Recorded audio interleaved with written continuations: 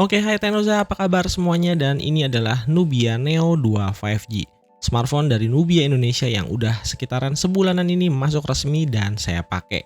Nubia Neo 2 5G nggak seperti HP-HP mainstream kebanyakan yang cuma ngaku-ngaku sebagai HP gaming tapi ternyata cuma bermodalkan bahasa desain dan gemerlapnya lampu di bodi. Demi apa? Demi dapetin predikat The Real Smartphone Gaming. Saya nggak perlu lagi lah sebut brandnya apa, teman-teman pastinya udah pada tahu. Pokoknya dia tuh katanya sih pawangnya MediaTek.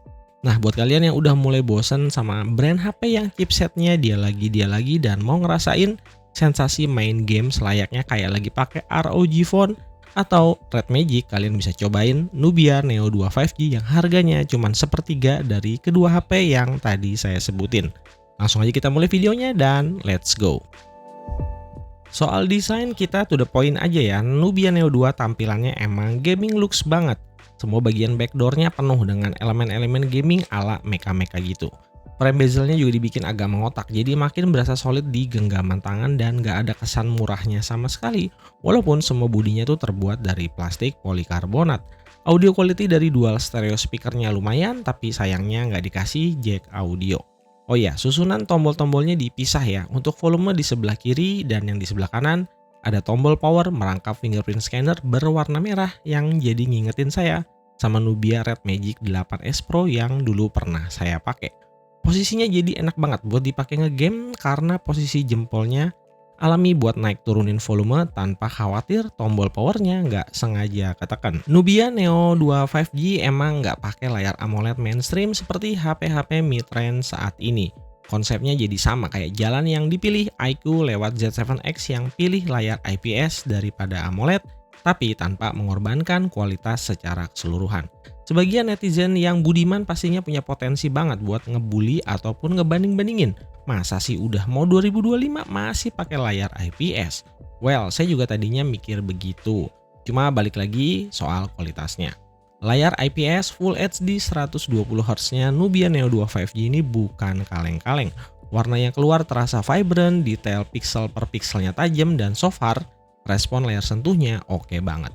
Jujur deh, layarnya ini bagus banget untuk ukuran IPS. Paling yang harus jadi kompensasi tinggal masalah di brightness peak aja yang belum bisa seterang di layar AMOLED kalau di kondisi outdoor. Oke, saya bakalan bilang setuju banget kalau Nubia Neo 2 dijadiin sebagai standar baru smartphone mid-range yang masih suka ngaku-ngaku jadi si paling gaming. Nah, elemen-elemen gaming yang dipilih Nubia nggak tanggung-tanggung. Kalau Infinix sama Tecno lebih pilih gimmick LED lighting, Nubia justru milih elemen yang paling gaming, apalagi kalau bukan shoulder trigger button.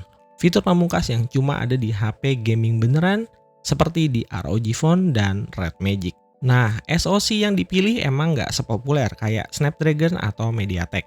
Tapi jangan salah, performa Unisoc T820 ini nggak bisa diremehin.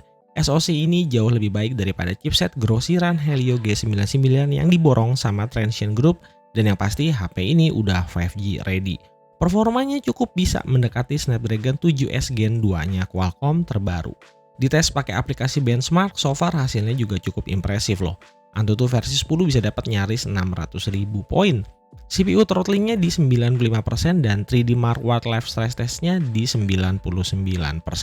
Oh ya, Nubia Neo 2 5G ini jenis storage-nya udah pakai UFS 3.1, bukan 2.2. Jadi buat dipakai harian dan multitasking, dijamin banget bisa satset.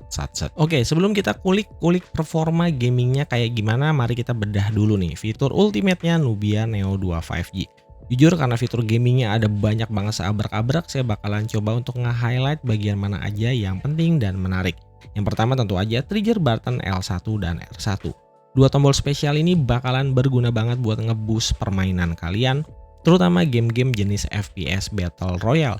Meskipun ya nggak bikin serta-merta jadi auto pro player, seenggaknya dia tuh bisa naikin rasio kemenangan. Yang kedua ada di bagian Game Space 2.0. Software gaming yang juga dipakai sama Nubia Red Magic. Lewat aplikasi Game Space ini kita bisa dapetin semua setup dan cheat yang mungkin berguna di permainan.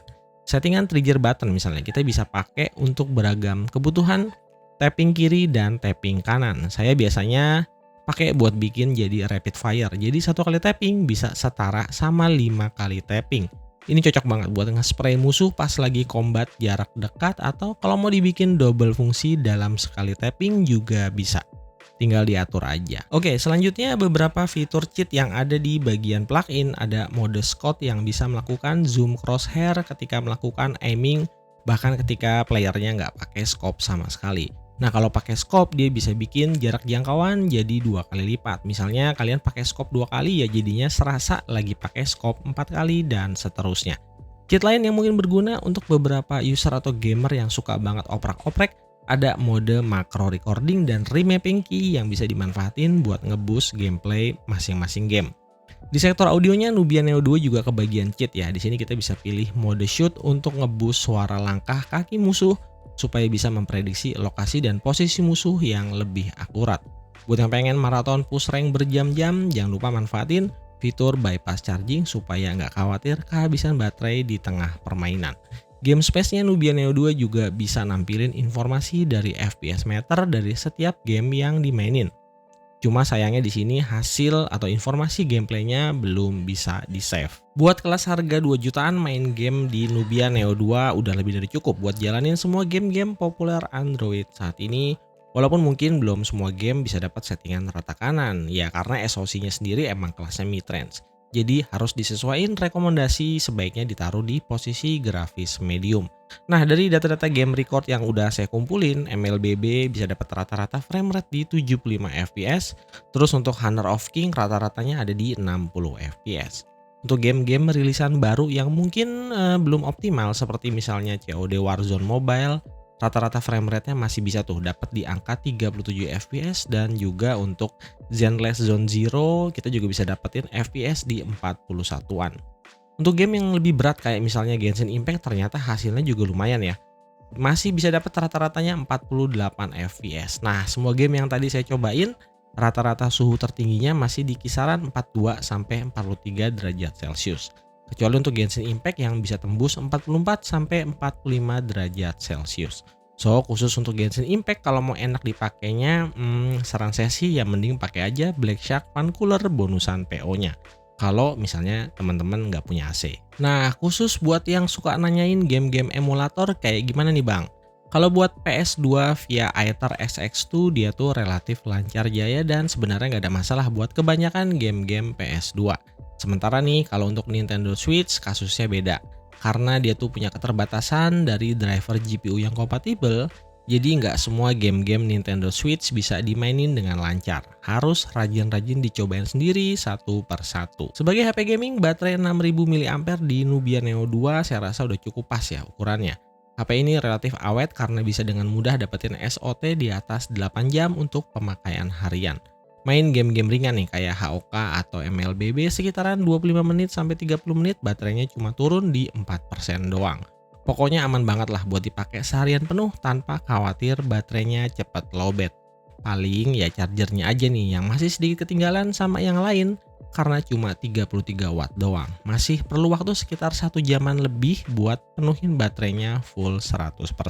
Oke, ada 2 poin yang mungkin perlu sedikit diperhatiin sebelum kalian memutuskan membeli HP gaming. Yang pertama adalah soal beberapa keterbatasan di kameranya. Setup kamera belakangnya cuma pakai dual kamera 50 megapiksel main kamera dan 2 megapiksel depth kamera. Sementara untuk kamera selfie resolusinya 16 megapiksel. Sebenarnya kalau boleh jujur kameranya nggak jelek-jelek banget loh. Selama cahaya di sekitarnya proper, hasilnya masih cukup oke buat dokumentasi pribadi ataupun buat di-upload ke sosial media.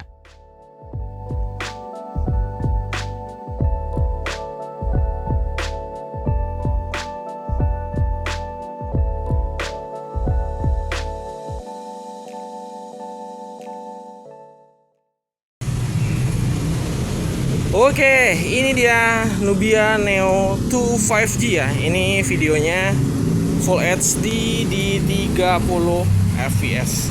Terbatas banget ya, belum bisa 4K dan belum bisa 60 fps. Untuk kamera depannya juga kayak gini. Dia sebenarnya nggak terlalu nge-crop dan dia juga nggak punya fitur stabilisasi. Jadi emang agak shaky dan goyang-goyang gitu.